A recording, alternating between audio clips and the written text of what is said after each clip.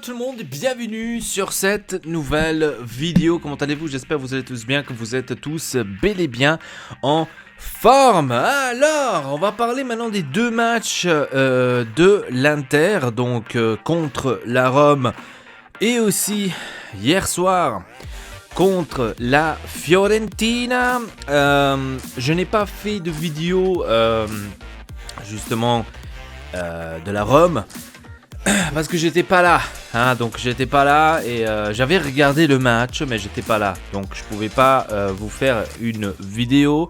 C'est pour ça que je la fais aujourd'hui. On va parler globalement des deux matchs, comme ça on a les deux en même temps. Alors contre la Rome, on s'est fait voler littéralement donc par l'arbitre, comme on est bel et bien habitué dans cet instant de championnat, comme par hasard. C'est toujours vers la fin du championnat qu'il y a des choses comme ça qui arrivent, comme par hasard. Ou même, je pourrais même aller plus loin et dire que comme par hasard, quand tu t'approches de trop des emplacements de la Juventus, il y a beaucoup de choses bizarres qui se passent dans les matchs. Et donc là, on a vu, encore une fois, dès qu'on a commencé à s'approcher un tout petit peu de la Juventus, qu'on était justement derrière, il y a comme par hasard des fautes d'arbitrage, des trucs on les voit pas, des trucs qui devaient à la base être annulés parce qu'il y avait faute sur Lautaro Martinez à 100%, que le but n'aurait pas été autorisé, etc., n'était pas régulier, n'a pas été annulé après que il est allé voir encore à la VAR, etc., etc. Donc je sais pas, ces arbitres, où est-ce qu'ils font les écoles. Mais sinon, en globalité, c'était un beau match. C'était un très beau match des deux côtés. Donc la Rome aussi, elle a essayé de faire son Barcelone. Toujours contre l'Inter, hein, les équipes jouent deviennent Real Madrid et Barcelone, hein, toujours contre l'Inter, comme par hasard. Mais c'est pas seulement à cause d'eux, c'est aussi à cause de nous qu'on le fait devenir fort. Et donc c'était un très beau match des deux côtés. La Rome a fait son match, elle a bien joué aussi. L'Inter de son côté aussi, il a fait son match. Et à la fin, on a eu ce penalty qui avait penalty. Qui a eu un coup de pied Moses, donc que Lukaku a fait le penalty de 2-2. Et heureusement qu'est arrivé ce penalty, parce que je dois dire que c'était déjà volé, hein, le match comme ça, et de voir que tu perdais encore, hein, et en plus, enfin tu perdais 2-1 et qu'en plus un but aurait dû être annulé, donc que le moment là ça aurait dû être un partout. Ça te fait encore plus chier. Donc on va dire que l'égalité était bien.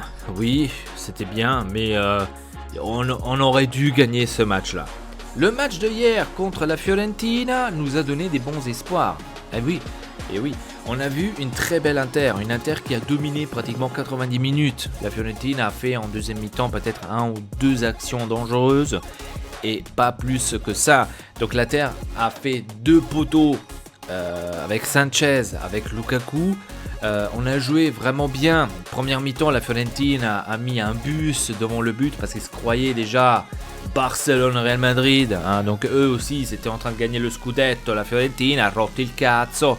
Et allez, on va faire chier l'Inter, hein. Au lieu de s'écarter, faites gagner l'Inter pour qu'on peut aller déranger les autres enculés là-haut. C'est vrai qu'on va pas les gagner, ok, mais au moins faites en sorte qu'il y a un peu de suspense. Non, la Fiorentina rompicazzo doit se mettre devant le but, doit casser les couilles à tout le monde, et porca puttana aussi.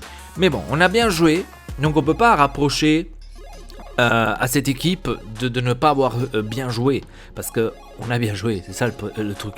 On a bien joué, tout le monde a pratiquement bien joué, hein. Donc hier soir, de ça ce que j'ai vu, pratiquement tout le monde j'ai bien aimé, hein. Donc je n'ai pas compris non plus les critiques de Lukaku. Lukaku revient d'une blessure, donc je sais pas mais j'ai vu énormément de Lukaku travailler pour l'équipe, revenir en arrière. Je l'ai vu même presque en défense, là il y a une action, je me dis mais qu'est-ce qu'il fait là Donc on voyait qu'il travaille énormément pour l'équipe. Justement le poteau qu'il a fait avec le coup de tête, avec la passe magistrale d'Eriksen, Donc on a vu quand même énormément de belles choses. Sanchez qui me plaît de plus en plus de match en match. Barella pour moi c'était l'homme du match de hier. Donc c'est celui qui a joué le meilleur dans tout le match et aussi de l'Inter en général. Pour moi c'était Barella l'homme du match. Barella qui est revenu aussi d'une blessure. Donc lui aussi il a fallu du temps pour qu'il revienne. Donc tout peu à peu bien sûr se remet on va dire en ordre. Je me disais, et bim, une nouvelle blessure pour Stéphane de Vrij. Voilà, donc Stéphane de Vrij, on espère pouvoir le récupérer pour l'Europa League. Et donc, voilà, on a énormément de blessures cette année. Franchement, la Juventus, ouais. L'Inter a énormément de blessures cette année.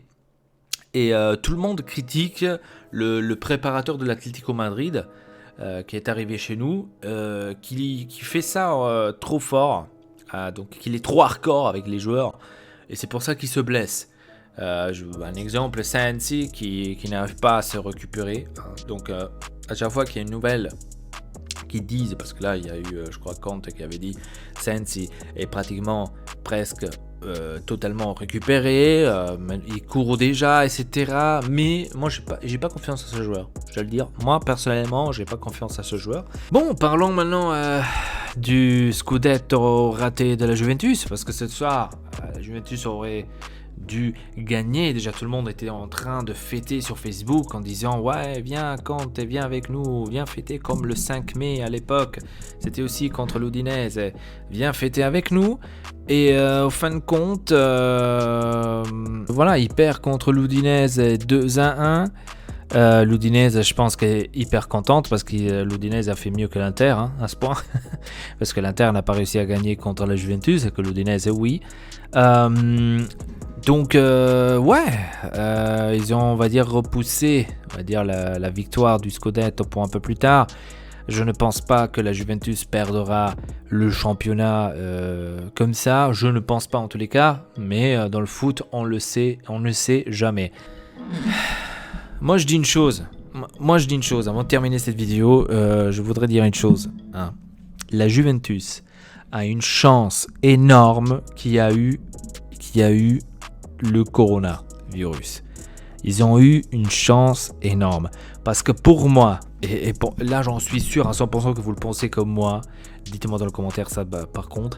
Pour moi, la Juventus cette année aurait perdu le championnat. Il n'aurait pas gagné ce championnat cette année. Cette année, le championnat l'aurait gagné soit l'Atalanta, soit l'Inter, soit la Lazio. La Juventus cette année, s'il n'y aurait pas de coronavirus, la Juventus ne l'aurait pas gagné ce championnat. J'en suis sûr à 2000% qu'ils n'auraient pas gagné le championnat.